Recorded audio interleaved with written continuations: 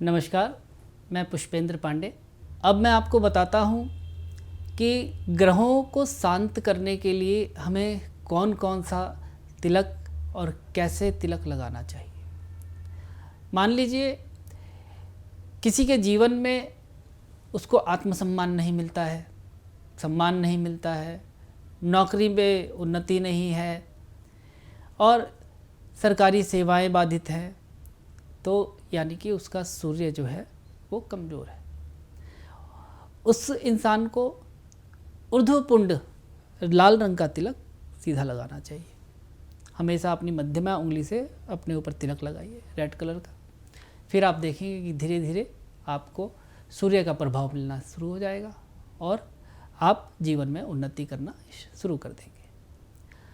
दूसरा है चंद्रमा। चंद्रमा के लिए हमें सफ़ेद चंदन, गोपी चंदन, इसका तिलक करना चाहिए। ये चंदन जो है हमें माथे पे लगाना चाहिए, ऊपर की तरफ भी लगा सकते हैं, गोल भी लगा सकते हैं। इससे हमारा मन मस्तिष्क शांत रहता है।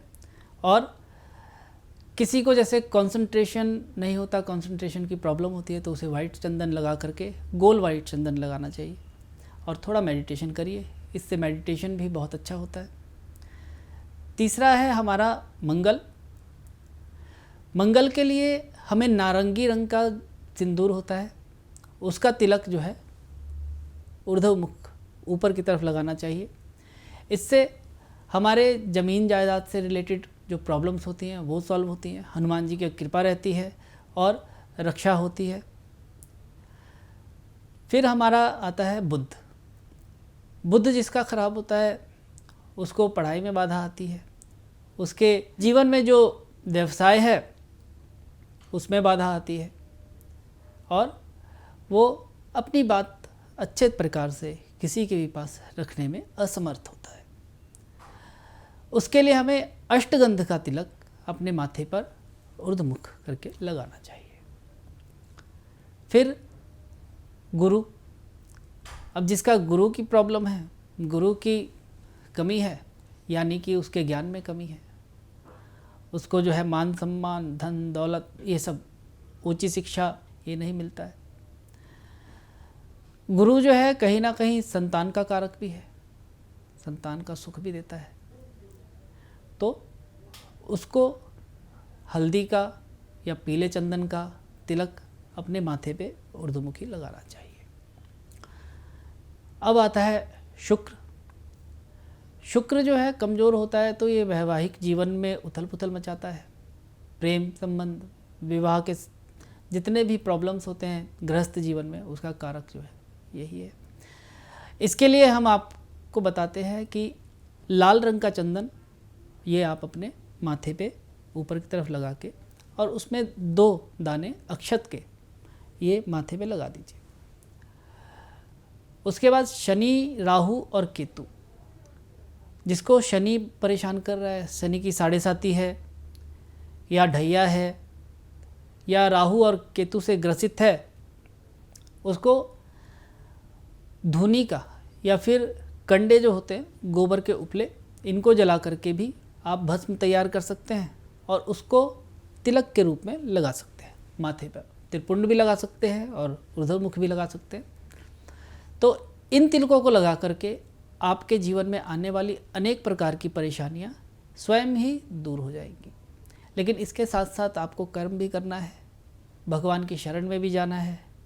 मैं ये नहीं कहता कि आप इसको लगा करके घर में बैठ जाइए और आपके सारी प्रॉब्लम्स दूर हो जाएंगी। यहाँ मैं ये बताना चाहूँगा कि किसी का भी राहु, केतु या शनि जब खराब फल देता है तो उस व्यक्ति के व्यवहार में, उस व्यक्ति के शरीर में अपने आप ही आप परिवर्तन महसूस करेंगे।